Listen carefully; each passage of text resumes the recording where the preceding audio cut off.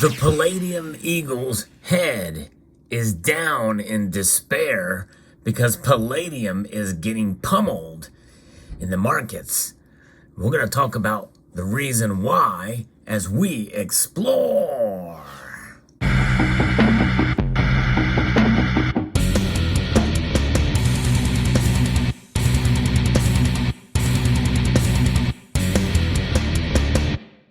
Palladium is down fairly dramatically. We have seen, if you look at a chart for palladium, it has fallen dramatically over the past months and maybe even year here. In fact, as I record this video, it is well below gold now.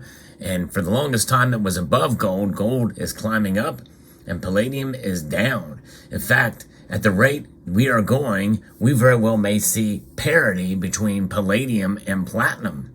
Now, for some of the reasons I'm going to talk about here in this video, we very well could see platinum suffer some of the same fate that palladium is having right now. But for me, I kind of doubt it.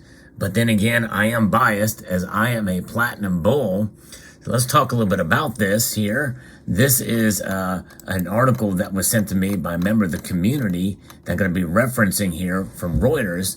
And this talks about how electric vehicles, EVs, are essentially throwing palladium into reverse in terms of the rally that we had seen for palladium over the past couple of years.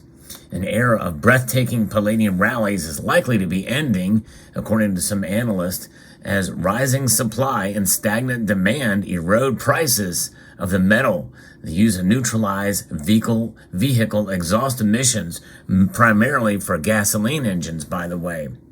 And that is what's happening here. By the way, if you enjoy videos like this where I talk about not just gold and silver, but other metals, I hope you will press that thumbs up button below and consider subscribing.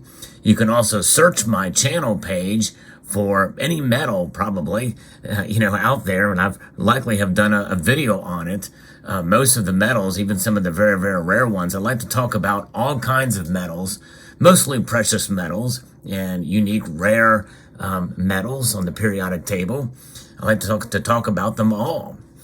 The article continues here. Palladium, once the cheapest major precious metal, rocketed from less than $500 an ounce in 2016 to above $3,400 an ounce last March. I don't really remember it getting to $3,400. I remember it just above $3,000. I was thinking maybe $3,100, but maybe I missed something. But nonetheless, the chart that I'm looking at in this piece does not show it going above $3,000 an ounce. But I also remember when palladium traded at $167 an ounce. I remember that because I watch those markets. It's like I made a purchase of a couple ounces of palladium when it got down that low.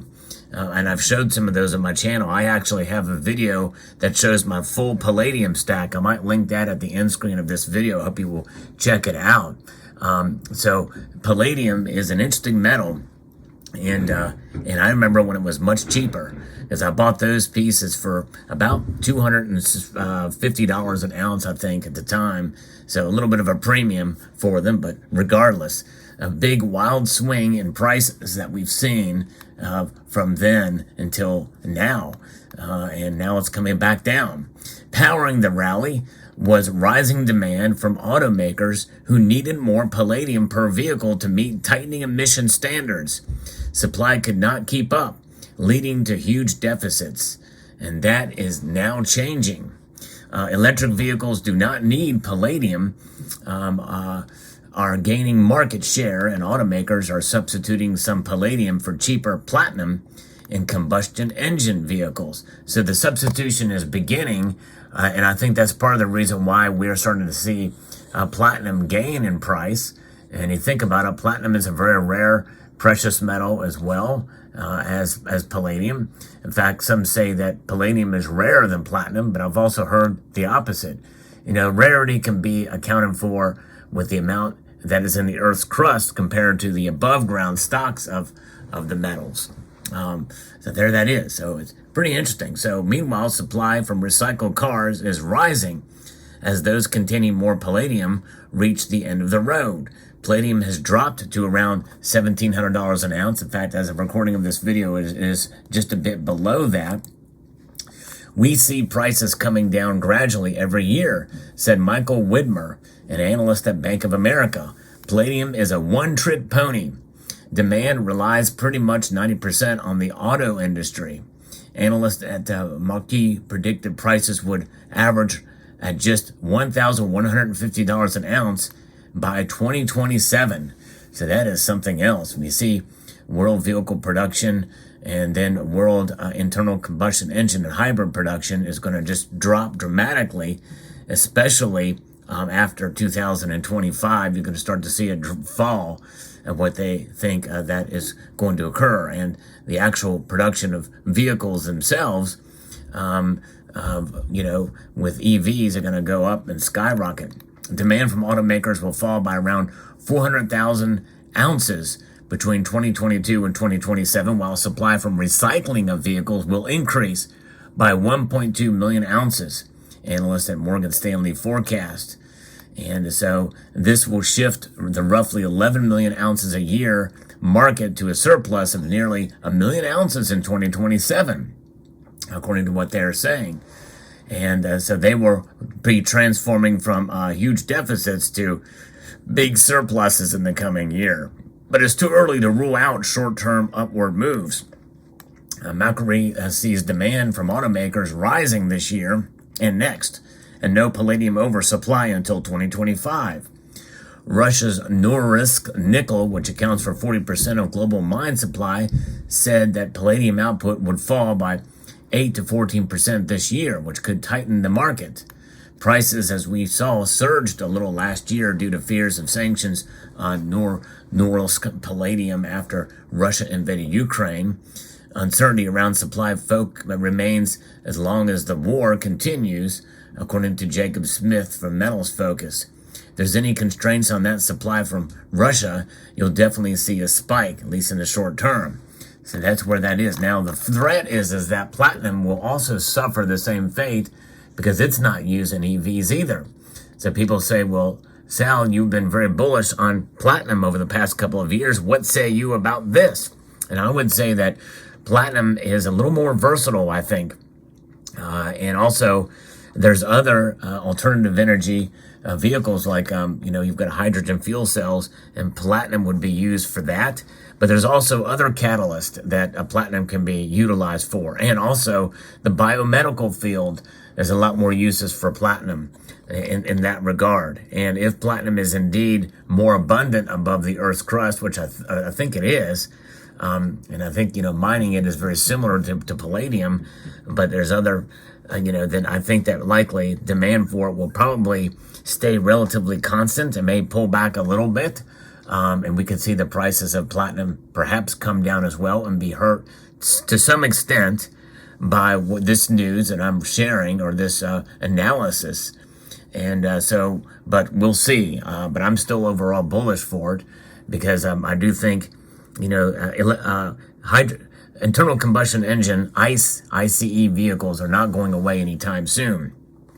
And hybrids are still going to be there. We're going to still utilize, the catalyst technologies, and they may find other uses.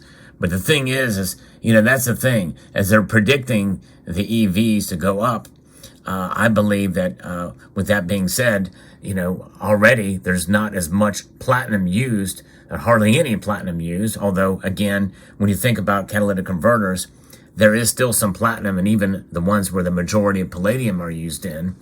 But there's also rhodium used in some of those as well. So there's a mixture of metals. It's just the vast majority is palladium. But the PGMs are somewhat interchangeable to some extent. But when you think about it, the density is very different from platinum to palladium. And that's another factor that folks have got to think about in terms of where the uses are going to come. I believe since platinum is a denser metal, it is a better catalyst to some extent, some uses, and I think it'll have more versatility in many regards. So I would not rule out platinum, and I still am pretty bullish on it because of that. We have to think industrially in terms of these metals, both of them.